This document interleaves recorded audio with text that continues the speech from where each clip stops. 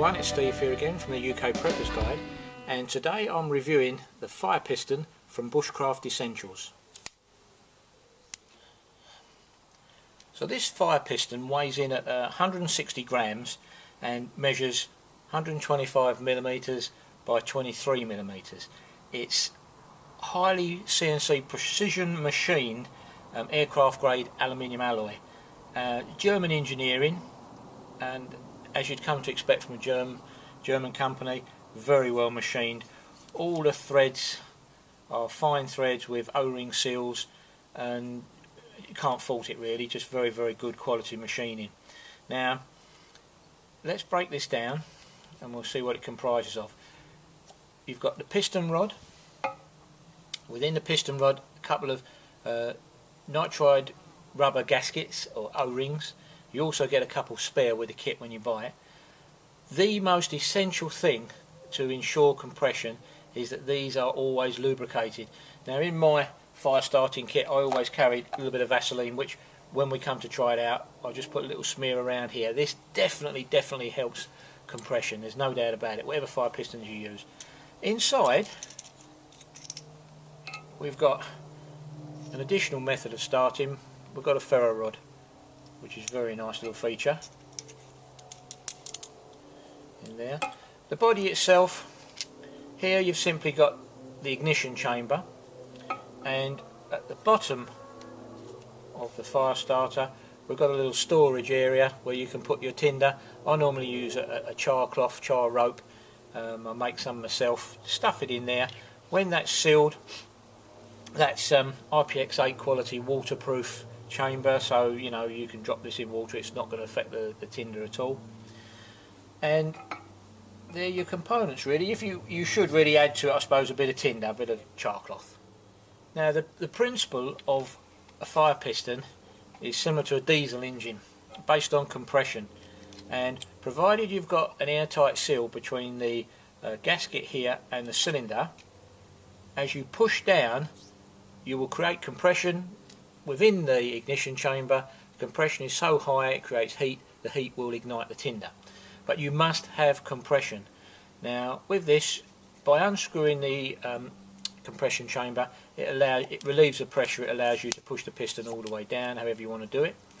Once you've locked that chamber up, nipped it up, you'll find compression now is about here, about 20 mil from the bottom. It's that final 20 mil that creates extreme heat and makes the tinder ignite.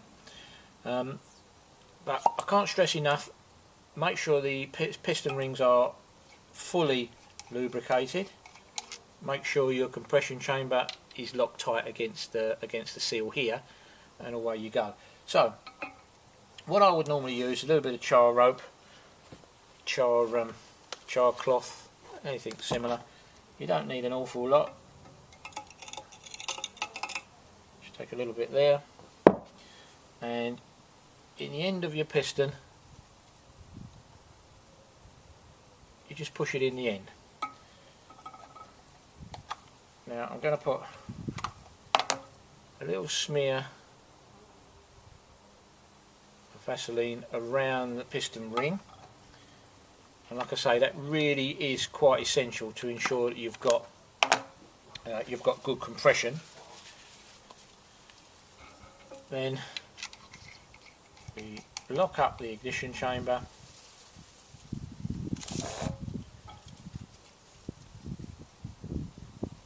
and place your piston rod in the cylinder.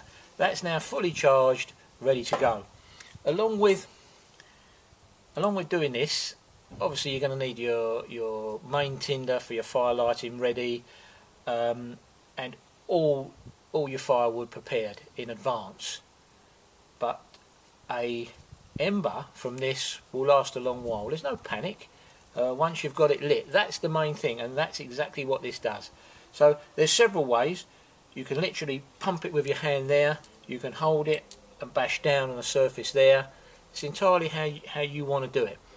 I find, because this is so efficient and works so well, you don't really have to knock the brains out of it, you can just do it by hand. So simply from here, that last bit, and we've now got a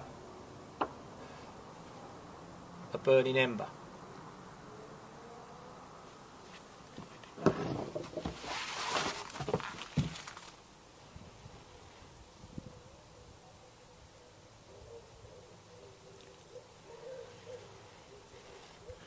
Now that burning ember will stay alight for quite a while.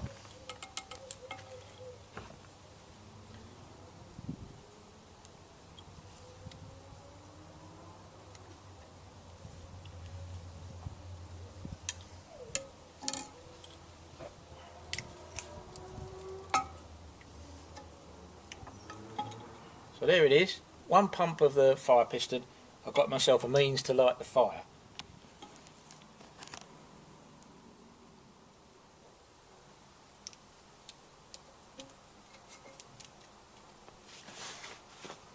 Now the other method,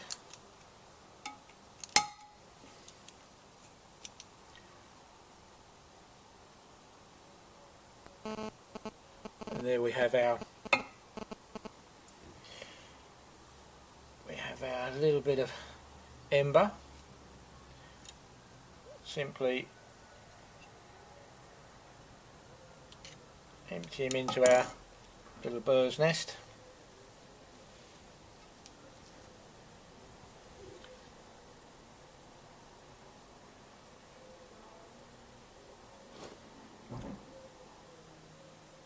And away you go.